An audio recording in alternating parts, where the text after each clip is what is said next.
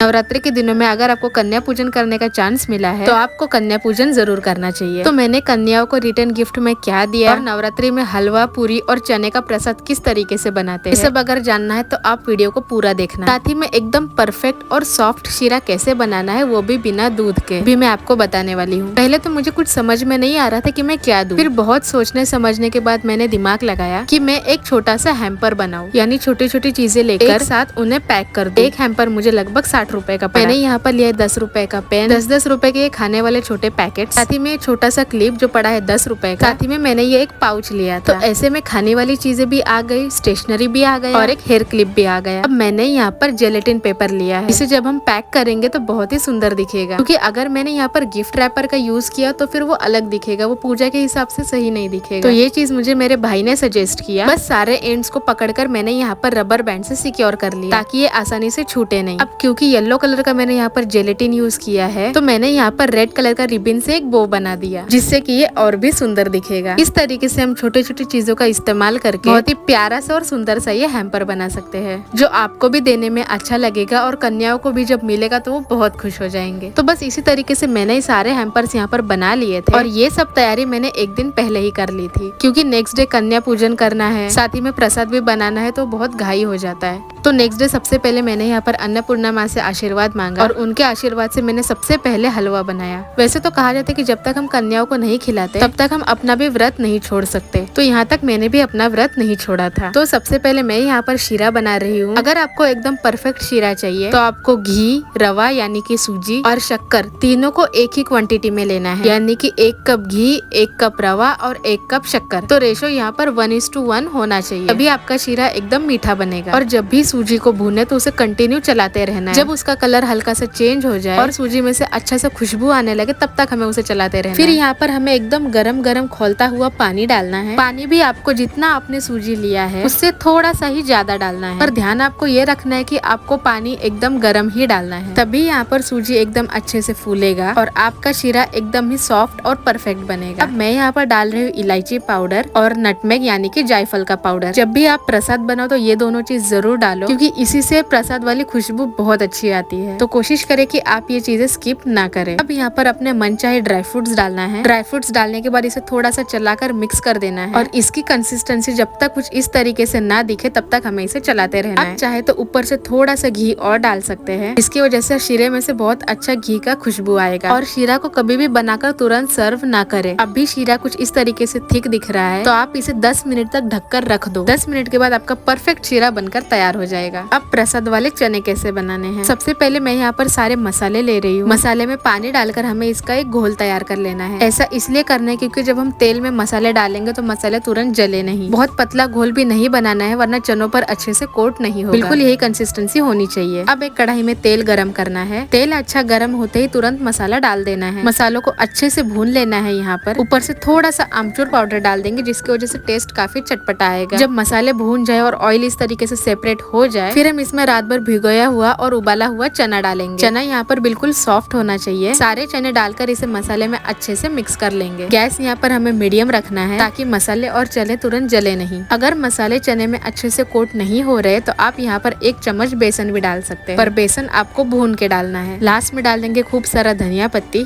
और ये हमारा प्रसाद वाला मसाला चना तैयार है। तो यहाँ पर हमारा शीरा और चना दोनों तैयार है। अब बारी आती है पूरी की। तो मैंने यहाँ पर एकदम सख्त सा आटा लगा लिया था। ऑयल लगाकर मैं यहाँ पर पूरी को बेल रही हूँ। अगर आप आटा लगाकर पूरी बेलोगे तो आपका ऑयल खराब हो जाएगा। तेल अच्छे से गर्म हो जाए फिर ही हमें पूरी डालना है, तभी पूरी हमारे फटाक से फूल जाएंगे। मैंने यहाँ पर एक साथ 3 पूरी डाल दिया, इसलिए 2 पूरी तो फूल गया पर 1 फूल नहीं पाया। तो ये गलती आपने नहीं करनी है, पर क्योंकि मैं यहाँ पर थोड़ा सा ज्यादा क्वांटिटी में बना रही थी, थोड़ी जल्दबाजी हो ही जाती है। चलिए यहाँ पर मेरी प्रसाद वाली सारी चीजें मैंने तैयार कर ली। अब कन्या पूजन से पहले हमें ये प्रसाद देवी को चढ़ाना है। तो मैंने यहाँ पर एक थाली में सारा प्रसाद निकाल लिया और सबसे पहले देवी माँ को भोग लगाया। इसके बाद हमारे घर पे सारे कन्या आ गई थी। नियम के हिसाब से तो 9 कन्या और 1 लड़का चाहिए होता है, पर आपको जितने कन्या मिले आप उतने कन्या को कर सकते हो। और हाँ, साथ में 1 लड़का जरूर चाहिए। ये सारे लड़कियां मेरे पहचान वाले ही थे, इस वजह से बीच बीच में थोड़ी मस्ती मजाक भी हो रही थी। सबसे पहले मैंने कन्याओं का पाँव धोया। पाँव धोकर उन्हें हल्दी कुमकुम लगाकर बनाकर उनकी छोटी सी आरती उतारी। वैसे हर जगह का, हर शहर का नियम अलग होता है। आप अपने श्रद्धा से और अपने नियम से कर सकते हैं। बस जो भी चीज करना है साफ सुथरे मन से करें। अब एक लड़का जो हम बिठाते हैं उसे भैरव के रूप में बिठाते हैं, जिसे लंगूर भी कहा जाता है। और कन्या पूजन में जब तक भैरव के रूप में कोई लड़का ना बैठे तब तक कन्या पूजन अधूरा है। वैसे तो एक की ही जरूरत होती है, पर क्योंकि यहाँ पर दोनों भाई थे तो मैंने दोनों को बिठा दिया। प्रसाद देने के बाद मैंने यहाँ पर छोटी छोटी चुनरी लाई थी, जिससे मैंने कन्याओं के सर पे ओढ़ा दिया। मुझे लगता है कि ऐसा करने से हमारा पूजा और भी प्यारा और सुंदर लगता है। इसके बाद जो मैंने हैम्पर बनाया था उसे मैंने कन्याओं को भेंट दिया और ये सब करने में बहुत खुशी मिल रही थी। 2 दिन से इस चीज के लिए मैं मेहनत कर रही थी और जब ये सारी चीजें अच्छे से हो गई तो मुझे भी अंदर ही अंदर बहुत खुशी हो रही थी। लड़कों को भी मैंने सेम चीज दी थी, बस उसमें से क्लिप निकाल दिया था। लास्ट में इन सभी को डांस करने का मन कर रहा था, सभी मिलकर डांस कर रहे थे और फेस्टिवल्स के टाइम कुछ अलग ही इस तरीके से एक माहौल बन जाता है। और जब आप कुछ स्पेशल करना चाहो, उसके लिए मेहनत कर रहे हो और वो चीज अच्छे से हो जाए तो और भी खुशी होती है। तो ये लोग इस तरीके से टीवी में देख देख के डांस कर रहे थे, कुछ ये लोग खुद सीख रहे थे। तो बस इस तरीके से मेरा कन्या पूजन, जिसे कंजक कहते हैं, खुशी खुशी और बहुत आनंद से सफल हुआ।